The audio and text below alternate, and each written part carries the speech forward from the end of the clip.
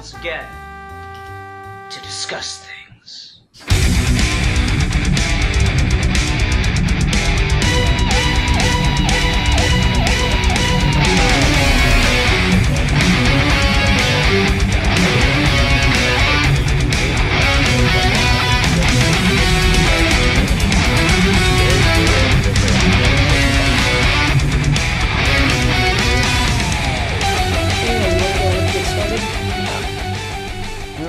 Hi everyone, welcome to another episode of Geeky Gentleman Character Discussions. I'm Sid Partu. Joining me today is... The Comics Kid 2099. Yes, Ruben's here, and so you know what that means we're talking about? What are we talking about? Just guess, just random guess. What general topic are we discussing since we're here on a character discussion? I'm gonna guess X-Men. Yep, Beast. Oh, cool. Yes, Dr. Henry or Hank McCoy. It's names like Hank and Jack that piss me off because Jack is like John, and that makes no goddamn sense. Right. Yeah, Bob is Robert. Peg is short for Margaret. That one really drives me up. Yeah, that's bullshit. Anyway, so yes, we're discussing Hank McCoy, and I just wanted to discuss the Beast because I find him interesting in that I really like the character, even though I've read damn near nothing and only vaguely remember him in different media that I've seen. I don't know. What's your take on Dr. Hank McCoy? He's not one of my favorites, but I don't dislike the character. There are some X-Men characters I actively hate and dislike, and he is never one of those. Even when he's written poorly, and he has been written remarkably poorly a lot lately. But he's also he's kind of middle of the road for me. I think when he's written well, I can say, hey, that's really good. I like that. But then a lot of times I think he's just there. Okay. All right. I think that's fair. I think that kind of becomes the problem for a lot of the X-Men characters is like, they're all pretty cool in their own right, but they just get overshadowed by each other. And I think that's probably a fair assessment of what happens to Beast quite often. Because for me, I don't know, just like the things I see of Beast, he's one of those characters where I like him just on concept. I really like the idea of like the big ape man with all the gymnastic skills. And like any other team, he'd be kind of the big slugger, dumb guy. And yet he's this super intellectual. I really, really enjoy that about the character. Yeah, and that seems like just a classic Stan Lee, Jack Kirby type archetype. Like, I can't think of any other characters in the Marvel Universe who are in that specific mold, but that really seems like a classic thing they would do. Like, okay, here's a thing that you would expect, but we're going to tilt it just slightly so it's way different. And that really seems like that's perfectly encapsulated by the Beast, I think. Yeah, and it's interesting because I don't really know who introduced that dynamic for him, because I haven't read the original comics or many of the comics at all when it comes to X-Men. But you've read quite a bit of it, so like, has Beast always been the intellectual, or was that something that was added later on by like Claremont or somebody? No, it was.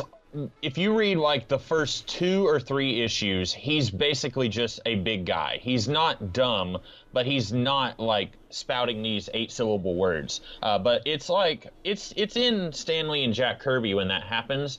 But it's not the very first issue. It's like issue 3 or 4, because I was doing those examining the X-Men videos, and I was kind of keeping note of like when exactly that, because I noticed that Beast wasn't acting super smart in the very first issue, but it's in the Jack Kirby, Stan Lee stuff, so it's not like way later, but it's like 3 or 4 issues into the series, I think.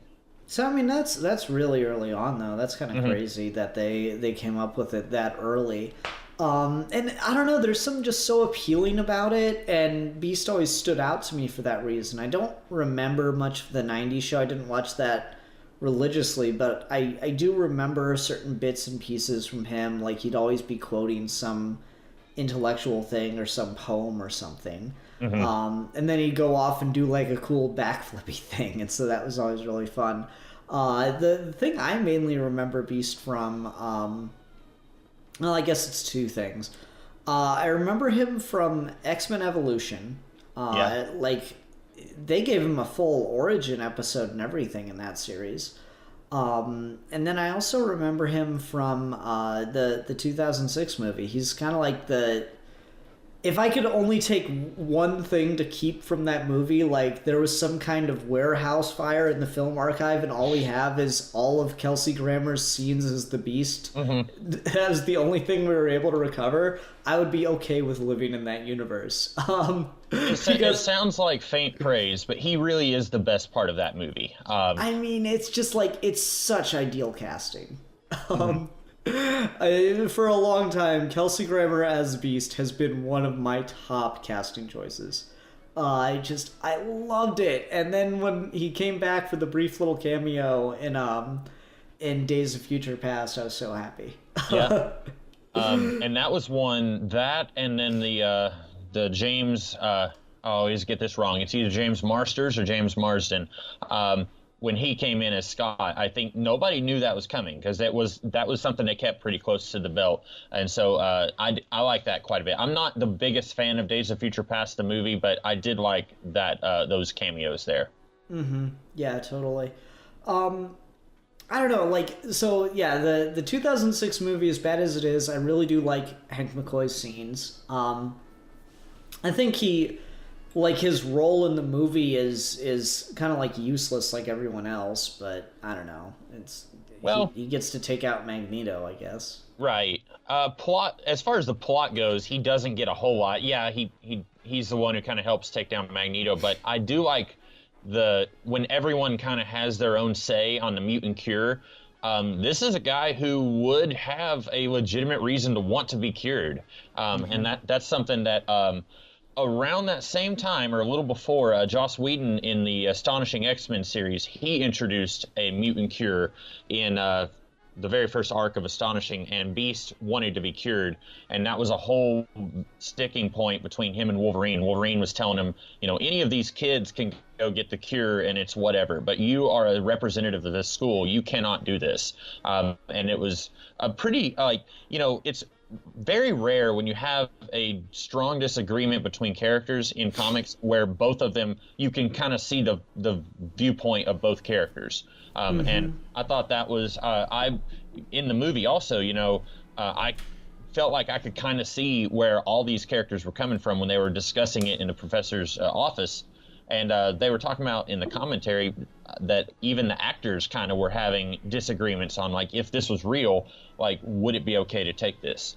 And I think Beast was a good character to stick in that conversation. Yeah, I do think he becomes relevant for that reason. It's just that he doesn't really do much in the movie outside of that. And, we already reviewed the X-Men movies, so I don't want to spend too much more time on it. But, like, he's just, like, kind of there to be, oh, Mr. President, this is wrong. I quit. And I mean, you get that great scene with Kelsey Grammer, just shows so much with physical acting and in tandem with a visual effect of when he has, like, his hand turned back to normal. That was a pretty cool moment. Yeah. Do you like Nicholas Hoult as the Beast in the prequel movies? He's fine, but it's just not the same. Those movies, let's all just be honest with ourselves, are not prequels to the early 2000s X-Men films. They're just not. They're their own continuity at this point. And so technically he is just doing his own thing, but because of the way Fox has marketed the things, he has to live up to Kelsey Grammer. And again, it was perfect casting in a bad movie, and it's still, like, the best part of the movie. So it's just, like, nothing he's gonna do is really gonna make me buy it. He's fine, he's okay, it's just not anywhere near as enjoyable to watch, Yeah. I do think, and it's hard to live up to Kelsey Grammer, you're right. I think there's something missing from the Nicholas Hoult performance. Like, Beast is supposed to be very boisterous. He's supposed to be, not shouting, but he's supposed to be, reciting, like you said, reciting poetry or quoting Shakespeare. There's a deleted scene in X-Men 3 where he's kind of helping Wolverine give a pep talk to Iceman, Colossus, and Kitty. And it's a quote from something like The Tempest or something like that. And that is Beast. I don't think Nicholas Hoult has ever done that. And part of that is, like, he's one of the rookies in First Class. So it makes sense that he wouldn't be this loud, boisterous, presence. But then when you get to Days of Future Past, and he's been by the Professor's side for 10 years, and I feel like his character should have evolved a little bit. And then you get to X-Men Apocalypse, and he's still stuck by the Professor's side. And I still don't really get that he's fully formed as the Beast. And I don't think that's Nicholas Hoult's fault. I think that's the people making these movies. They want to have a recognizable character that the fans will love, but they don't really know how to handle that character. And it's really bad when the people made X-Men 3 knew how to handle Beast better than the people who make these X-Men movies now. Yeah, there's something definitely missing, and like, it's just, I don't know, like there's definitely the charm and the just intense intellectualism missing there, and that's just unfortunate because like, he's got his moments where he's like, can you even fly this thing? Of course I can. I designed it. Like, it's almost there. It's just missing the right kind of flair to it. And I think part of that might also be because they really obviously used a lot of digital effects on Holt's face, whereas Grammer got to do, one of the last big hurrahs practical effects, I guess you'd call it. So it's a whole thing. Let's transition media a little bit though and talk about cartoons. How did you like him in X-Men Evolution? Because I feel he got more of a character there than he did in much of anything else, really. It's been a long time since I've watched X-Men Evolution. If anyone from Marvel's listening, I'd be totally down if you guys were to collect the whole, like, each season, just do a box set for each season. Because I remember back when I had a Blockbuster here in town, they'd have 5 episodes of season 1 or whatever on DVD. But it's been a long time. But I really remember liking Beast in that. That series, kind of famously, you had most of the X-Men were teenagers, and then you had a couple of adults there, and at first it was just like Professor X, Storm, and Wolverine. I really liked adding Beast to the adult cast. I felt like that made it balanced it out a little bit better. And that series mostly focused on the teenagers. You didn't really get as much of Professor X saying, you kids stay home, you've got homework, but Beast, Storm, and Wolverine are going to go out on a mission. I would have loved to have seen more of that. Like, the adults are going to go out and they're going to investigate this thing while the kids stay home. Because it was mostly, you would see the adults helping the kids fight something, or you would see the kids in high school where you didn't see the adults. And Beast did start out at the high school, not the Xavier Institute, but whatever the name of the school was that they went to. And he looked human and then later became beastly. So I liked him. And I guess kind of like what we were saying with X-Men Last Stand, I wish he had more to do in the series. Yeah, I don't know. I think they added a lot of cool stuff for Beast, because maybe I just haven't seen enough material, but like, I liked in that show how when Beast was when like he would go too feral, basically he could kind of like lose himself in the Beast and just kind of become a raging monster and not be able to tell friend from enemy. I liked that. I thought that was a really interesting idea to add to the character, kind of give him a little bit of a Hulk mode. And I don't think I've seen that anywhere else, and it adds something else to why he is so intensely intellectual. It's like, it adds something else to that whole stuffy, more pacifist attitude. It's like, I can fight and I can do all this stuff, but if I do too much of it, I'll get lost in it and I'll lose myself. Yeah. I like the dynamic that adds, and I'm not sure if that was done anywhere beforehand. I don't know, because He's definitely a character with insecurities. He's had an on again, off again girlfriend, Trish Tilby, who's a reporter, and like he feels like him looking like a monster that is instantly going to throw a wrench in their relationship. And there have been times where she's kind of confirmed that, and then there have been times where she said, "I don't care what you look like," and so adding that like actual monstrosity to his mutation, I think that does a lot to add to his insecurities. Like I have to, I have to play up my intellectual, not necessarily a facade, but make it out to be more than what it is, so that people don't think of me as a monster, or this girlfriend that I've got doesn't think of me as a monster. So I don't know if that had been done before. I don't think him like becoming feral is a thing very much in the comics that I'm aware of, but him being very insecure, that definitely is. And I think that for the feralness, I think that was supposed to kind of go hand in hand with his insecurities. Yeah, I just really like the dynamic that creates for the character because, it's funny, Deadpool Zilla and I did a discussion on Sabretooth forever ago. And like you got 3 characters in X-Men that should by all rights have a really interesting dynamic together, and they've only done 2 parts of the trifecta, and that's Sabretooth, Wolverine, and Beast. You got Sabretooth, who's kind of like this, just monster savage animal, and he keeps trying to kind of pull Logan into it with him because Logan fights those urges. And then you have Beast, who by all rights should be dealing with the exact same struggle, but instead chooses to completely embrace his humanity and kind of almost shrug off the animal side to him. And I think that, there's so much room there for a really sweet dynamic, and as far as I know, it's never been done. Those, like Beast and Sabretooth have been in comics together, but they've never really had the 2 play off of each other like they have Logan and Sabretooth. You're right. Yeah, and I just think that could be really interesting to like have, you got Logan, you got Beast on one shoulder and Sabretooth on the other, right? It's kind of like the perfect way to do it. I think that could be really... I don't know. I think that's got a lot of potential, and it's just disappointing that no one's ever kind of run with it because it just seems so obvious, Yeah.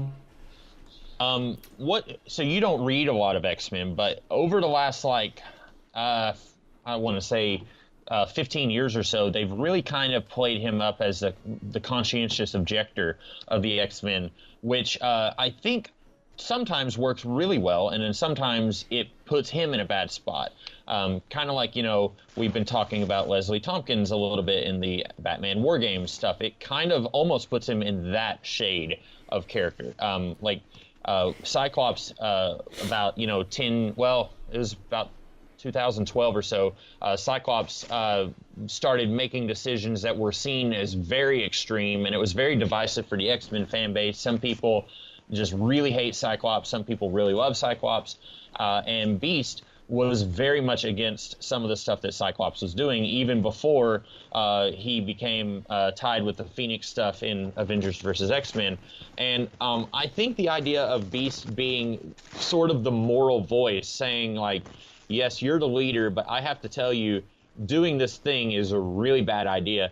I think that was a really good idea to kind of add some dimension to Beast. And then they just kind of ran with it to the point where they kind of ran out of stuff to do with him in the X-Men, because once the X-Men split, Beast pretty much, there was a certain point where he could not be with Cyclops' group anymore because he said, no, what you guys are doing is just wrong.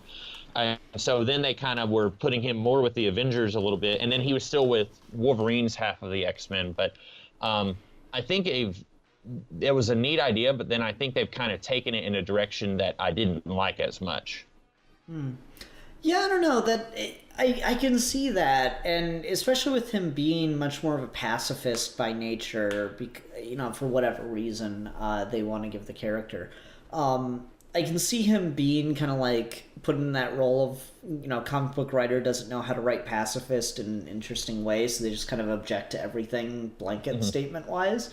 But yeah, I really don't know what you do with them. Like, correct me if I'm wrong, wasn't there a whole book about like Beast just, saying, fuck it, let's go time travel and get the, Scott we all know and love to talk to his future self? Like, didn't that happen for a minute there? Yes, and that was where I was not a fan of bringing the original 5 X-Men into the present day, because I'm going to, hot take here, I don't think the original 5 X-Men are all that interesting. I personally think the X-Men doesn't get good until you get the all-new, all-different X-Men with, like, Colossus, Storm, Nightcrawler, and that crew. And so I wasn't a fan of, now you have 2 Cyclopses, and now you have 2 Icemen, and 2 Angels, and 2 Beasts. And, that was Beast, like, so far disagreeing with what Scott was doing. Like, I'm going to, like, risk destroying the universe by bringing these characters from the past into the present day. And then these kids say, well, we want to stay. And the adult X-Men are like, oh, okay. And, like, they say, no, you have to go back, but they don't really put up much of a fight. And, like, that was where I was thinking of, whereas, like, we had Beast disagreeing with Scott to the point where he said, I'm leaving the X-Men, I can't do this anymore. And then him doing something extraordinarily stupid, like on the levels of Barry Allen in the Flash TV show, like, that was taking it a bridge too far, I thought. I mean, maybe I guess my only argument is it's comic books. They're not going to end the world ever, Right. So, like, it's not really a risk in the context of the story. Like, they say it is just to create drama, but whatever. I don't know. I like the audacity of that because, again, I feel like a lot of comics writers don't know how to take a pacifist philosophy and write it in an interesting and compelling way. And that example stood out to me, one, because it's the X-Men, that is the most kooky comic book shit you can do. But 2, because, I mean, I honestly can't think of a more non-violent way to try to solve a problem than doing something like that. It's crazy, you could never do it, so it's got that side of, like, there's no practical application. But at the same time, yeah, how do you explain that you've become kind of sort of evil to your younger self and not feel like a dick? Like, it really is just trying to shame someone into getting their head on straight. And I kind of like that about it. It's not perfect or anything, but I just like the idea of it. I've not read it, so I don't know how well it was executed, but I really like the concept there. And I think it would have also, like, this is where, like, having multiple creators all working on a character within a very small period of time can sometimes be extremely detrimental, because just a few years before, so it was in Bendis's All New X-Men where Beast did that. Just a few years earlier in Warren Ellis's Astonishing X-Men, Beast committed genocide. He, like, eliminated an entire reality of these weird sort of mutants, where they made a big deal about how they're not humans, but they're not exactly mutants. They have, like, an extra chromosomal thing, so they have powers, but they're not really mutants. And they were apparently invading this reality, and then Beast was like, okay, I'll just blow up their entire world. And they made, like, they didn't really, Beast, I guess he wasn't trying to do that, but he did end up doing that. And so Beast doing something so fundamentally out of character really doesn't paint him in a good light later on, when he's, like, complaining about some of the much less risky stuff that Scott was doing. Like in Secret Invasion, Scott wanted to unleash a virus on the Skrulls, and Beast was saying, hey, don't do that. And it's like, well, that's not a big deal compared to committing genocide. You committing genocide, Beast. It's like, you commit genocide the one time. That's just unfortunate. Warren Ellis is one of those weird writers where sometimes he just knocks it out of the park, and other times I'm like, what the fuck are you doing? I think he's one of those writers who just sometimes he does not care. Yeah. Like he wrote a very short Wolverine storyline in the 90s, and I really think he just did not care. Like he was just like, I need the money, to buy, booze or whatever. Drugs. Yeah. Yeah, I don't know. It's weird. Yeah, and so I don't know. Like with a lot of comics, I kind of just go, you take the bad, you take the good. You just the stuff that's really awful either gets completely forgotten or is just like made fun of. Yep. Like that's just kind of how it works out, and like everyone kind of just universally agrees to ignore it, except for the stupid fanboy arguing with you in the comments of a YouTube video who's like, but in this issue of X-Men, Beast committed genocide. And I'm like, well, fucking everyone ignores that issue, so there. And pretty much everyone does. Like, people will never forget that Angel was in a pseudo-pedophilic relationship with Husk in the X-Men back in the early 2000s, but nobody remembers that Beast committed genocide, and, that's fine. Okay, I'll take it. Okay, yeah. I'll take Sorry, it. I was just trying to think of another weird thing that people will remember, but yeah. Yeah, I have no fucking idea. The X-Men are weird. So I guess this kind of like wraps around to the other question I want to ask. Because I get so disappointed by my Twitter followers sometimes. I posted something on Twitter like a couple weeks, maybe a month or two ago. And I was like, hey, I'm kind of in an X-Men mood, particularly Beast. Does anyone have any good Beast-centric stories they could recommend to me from the comics? So, you got any Beast-centric stories that are actually good and worth a read? Oh, me? Yeah. Oh, sorry. I thought you were talking about. Sorry, I thought you were talking No, about. like people on I Twitter. asked and I got no fucking response on Twitter, and I just asked you Gotcha. and I got no fucking response. Well, yeah.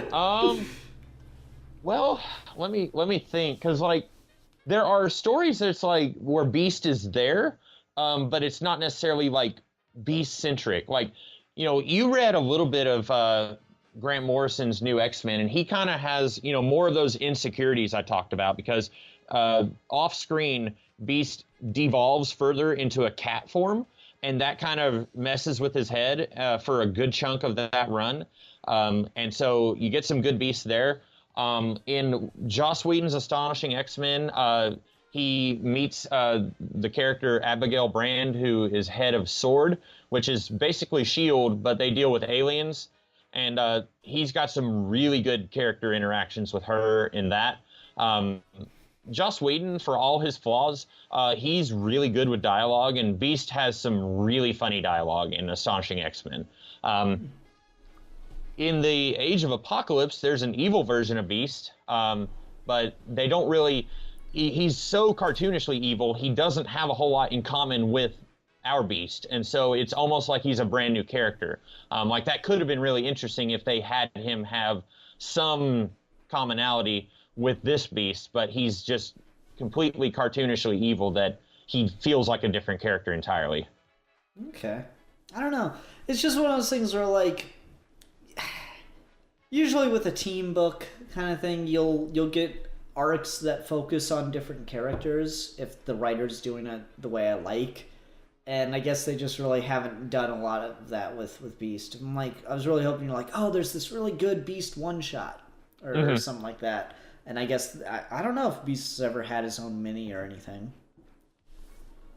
Yeah, he did. There was a mini series in the 80s called Beauty and the Beast, and I have not read it, but I think I have it in one of the Essential X Factor books, and if I'm not mistaken, I think that Dazzler is in it with him, of all characters. So that's like a Beast story, but I haven't read it, so I don't know how good it is. Okay. Beauty and the Beast... for $8 hardcover, I'll probably buy that. I just Googled it on Amazon, or just found it on Amazon real quick. Yeah, I don't know. I'm always interested to see if I can find stuff on a character that I like. But it's just hard sometimes. All right. As far as other recommendations go, I mean, I would recommend the origin episode they give him in X-Men Evolution. I want to say I looked it up before we did this, and I already forgot it. It's called Beast of Bayville. I want to say Season 2, Episode 5. And so that one's always stuck in my head, and I'd definitely recommend watching that. And watch Kelsey Grammer's deleted scene from X-Men 3 because it's fucking amazing. I don't know. Just that scene, though. Just that scene. Yeah, any of the scenes that Kelsey Grammer's are in are great too, but that scene in particular is fantastic. He also not Kelsey Grammer, but Beast. Beast had a really good scene. There was an episode of Evolution before he became full-on Beast, where the high school jock guy was bullying Scott, and Scott's glasses fell off. And then Beast quickly comes to the rescue, and he's like, "You hit the showers," and then he puts his hand on Scott's shoulder, and he's like, "Hey, everything's gonna be okay." And at that point, you can kind of read into it maybe he knows that Scott is a mutant and he's trying to help him and cover for him, or maybe he doesn't know, and maybe he's just being a good dude. I thought that was a really good kind of a pre-character moment for him before he became a main character on the show, but really good moment for him to shine in that series, I thought. That's cool. Alrighty.